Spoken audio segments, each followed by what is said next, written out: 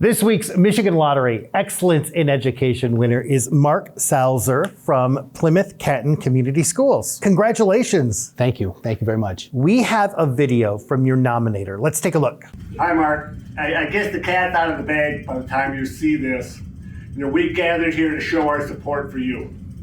As you scan the room, you may notice the absence of the Assistant Director of Technology. He's in your office as we speak on the phone call to keep you there while we film this.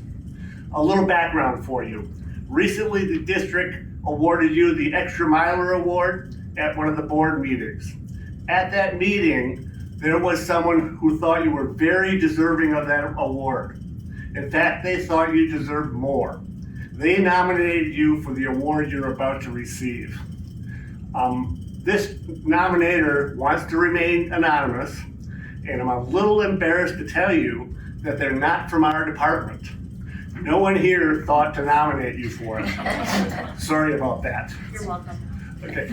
We could spend the next 30 minutes talking about the good things that you do, but we've been asked to keep this very brief. And so allow me to speak for everyone here and just say thank you. Thank you for what you do for our students.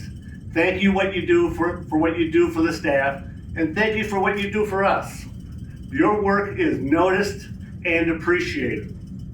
Good things come to good people. And allow me again to say congratulations on winning the Excellence in Education Award. Hip hip, hooray! Hip hip, hooray! Hip hip, hooray! Wow. Wow is right. Oy, they're in trouble. I've been doing this a long time and I've never seen a whole department do a nomination. I'm very humbled. They're a wonderful group of people that I'm privileged to work with. Yeah, well, the congratulations. So you started out as a science teacher for many years, but you kind of switched paths and now you're in integrated technology. Why is technology so important to you and in the classroom? We all use it every day, and it is a challenge to use it well. And I wanted to participate in some of the directing of the use of it so that our students would have their best chances at their learning. Yeah.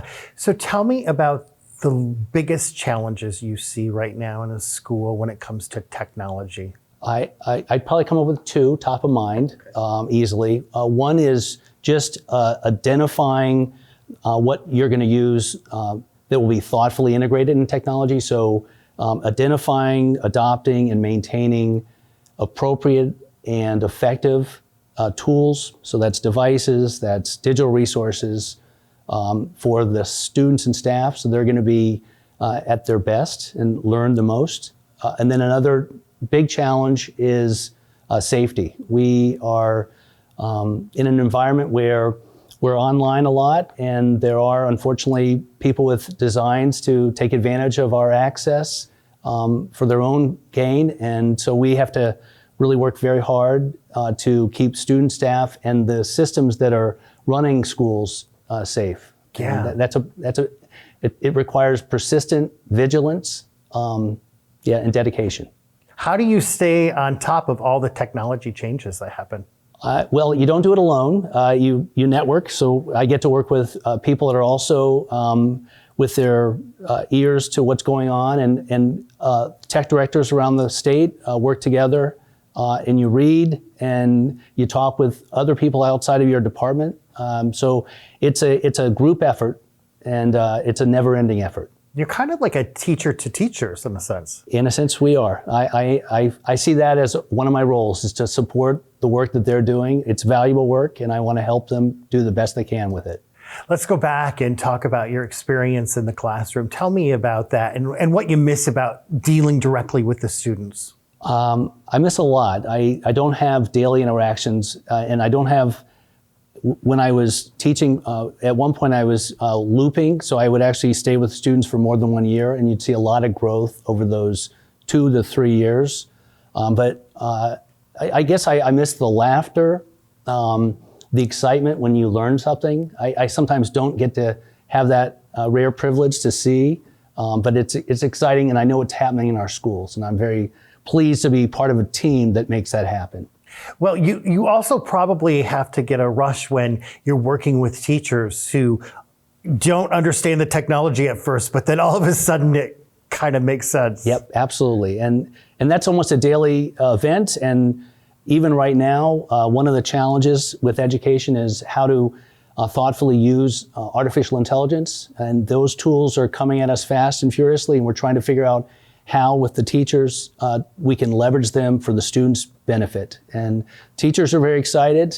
They're very dedicated, and we get to work with them. How often does your job change? I think about during the pandemic and how technology kind of took over the way schools run. I'm sure since then it's really changed. It has. We had to learn a lot. This is across the state, just not our district. Yeah. Very quickly, remote learning wasn't really much of a thing for many of us, and we then had to learn how to do it and do it as well as we could. It was challenging. It was a big lift. A lot of people worked on making it so that our students would have learning experiences that were rich. And we've learned a lot because of COVID that are actually still benefiting us now. This is regarding how to use some of these tools in a new and better way.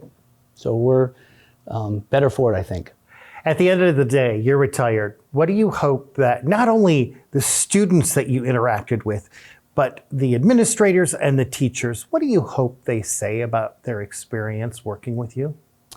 Our district is interested in all of us reflecting on what the legacy is for our individual and collaborative efforts. For my part, I'm hopeful that I've helped them think that some of the systems that we have in place to thoughtfully identify technology and to spend the community's resources, precious resources, in ways that are very effective. They'll point and say that was partly Mark's role, and good for that. Well, Mark, congratulations. Thank you so much for what you do. You're making a difference. Thank you very much. Mark from Plymouth Catton Community Schools receives a $2,000 check from the Michigan Lottery. Excellence in Education Awards, sponsored by the Michigan Lottery, providing more than $28 billion to public education since 1972.